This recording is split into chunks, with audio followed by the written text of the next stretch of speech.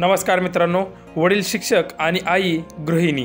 वडील शाळेत नेहमीप्रमाणे गेले आणि आई घराच्या मागच्या बाजूला भांडी घासत होती। 17 वर्षांची मुलगी श्रावणी फक्त एकटीच घरात होती आणि तेव्हा काय घडलं हे पुढे पाहण्याआधी आपला वनवा प्रोडक्शन चॅनल सबस्क्राइब करून घ्या। कोल्हापूर जिल्ह्यातील गडहिंग्लज तालुक्यामध्ये भडगाव या गावात प्रकाश गोरुले हे त्यांच्या कुटुंबासोबत राहत होते। प्रकाश गोरुले हे पेशाने शिक्षक आणि त्यांची बायको गृहिणी असून या दाम्पत्यांना एक 17 वर्षांची मुलगी श्रावणी आहे। श्रावणी इयत्ता 10वी मध्ये गोरुली यांच्याच शाळेत शिकत असून तिला काही वर्षापासून डोकेदुखीचा त्रास होता। मोठमोठ्या डॉक्टरांनाही गोरुली यांनी तिला दाखवलं होतं, परंतु श्रावणी हिची डोकेदुखी काही कमी व्हायची नाव घेत नव्हती।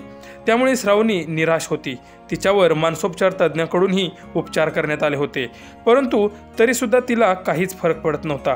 शेवटी 15 तारखेला सोमवारी वडील नेहमीप्रमाणे शाळेत गेले आणि आई घराच्या बाहेर भांडी घासत असताना श्रावणी घरात एकटीच होती। तेव्हा तिने घरातील छताच्या हुकाला दोरीने गळफास लावून घेतला। त्यानंतर आई घरात आल्यानंतर घटना उघडकीस आली। त्यानंतर श्रावणीला जिल्हा रुग्णालयात आणले, परंतु तिचा उपचारापूर्वीच मृत्यू झाला होता।